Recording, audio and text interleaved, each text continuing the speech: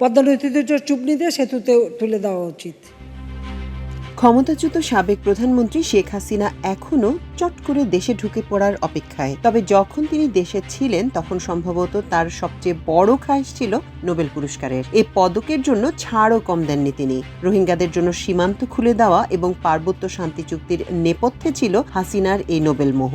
Doctor Mohammad Yunus Nobel পাওয়ায় আরও বেপরোয়া হয়ে ওঠেন পতিত এই স্বৈরাচার। ঠিক যত উদ্গ্রীব আমরা এখন যুক্তরাষ্ট্রের প্রেসিডেন্ট ডোনাল্ড ট্রাম্পকে দেখছি, একসময় এমনটি ছিলেন হাসিনাও। আর এই মোহেই প্রচলিত আইন কানুন রীতিনীতি উপেক্ষা করে মিয়ানমার লাগোয়া বাংলাদেশের সীমান্তের দরজা খুলে দিয়েছিলেন তিনি। দেশের মাটিতে আশ্রয় দিয়েছেন রাখাইন রাজ্য থেকে জোরপূর্বক বাস্তুচ্যুত লাখ লাখ রোহিঙ্গা জনগোষ্ঠীকে।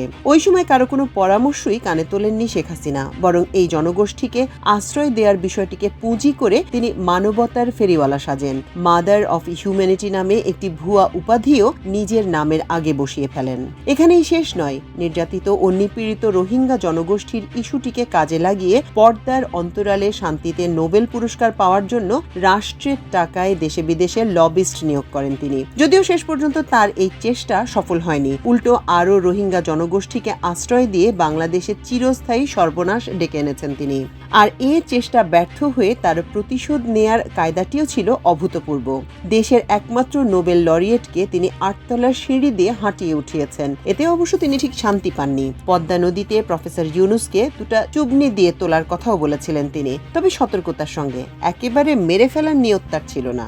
আমাদের এটা এমডি পদের জন্য পদ্মা সেতুর মতো সেতুর টাকা বন্ধ করেছে, তাকেও আবার পদ্মা নদীতে দিয়ে 2টা চুবনি দিয়ে উঠাই নেওয়া উচিত, মরে যাতে না যায়। একটু পদ্মা নদীতে চুবনি দিয়ে সেতুতে তুলে দেওয়া উচিত। ঠিক একই রকম অস্থিরতা দেখাচ্ছেন যুক্তরাষ্ট্রের প্রেসিডেন্ট ডোনাল্ড ট্রাম্পও। সম্প্রতি পাকিস্তান ভারতের যুদ্ধ বন্ধ করে এই পুরস্কারের দাবি তিনি নিজেই করে বসেন। বলেন অন্তত 4-5 বার এই পুরস্কার পাওয়ার দাবিদার তিনি, কিন্তু তাকে এই পুরস্কার দেয়া হচ্ছে না।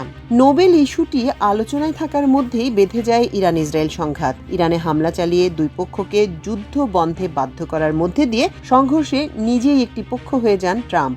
আবারও সামনে চলে আসে ট্রাম্পের নোবেল ইস্যু। এবার অবশ্য খানিকটা এগিয়েছেন ট্রাম্প, তাকে শান্তিতে নোবেলের জন্য মনোনয়ন দেওয়া হয়েছে। এবার হয়তো ট্রাম্পের ভাগ্যে শিকার ছিঁড়তেও পারে। এর আগেও নানা ছুতোনাতায় যুক্তরাষ্ট্রের 4 প্রেসিডেন্ট নোবেল পুরস্কার পেয়েছেন। তারা হলেন Theodore Roosevelt, Woodrow Wilson, Jimmy Carter এবং বারাক ওবামা। তবে ট্রাম্পের ভাগ্যে থাকলেও আমাদের মাদার অফ হিউম্যানিটির আর সেই সুযোগ নেই। তার জীবনের ওই চ্যাপ্টার পার্মানেন্টলি ক্লোজড। তামান্না মিনহাজ, আমার দেশ।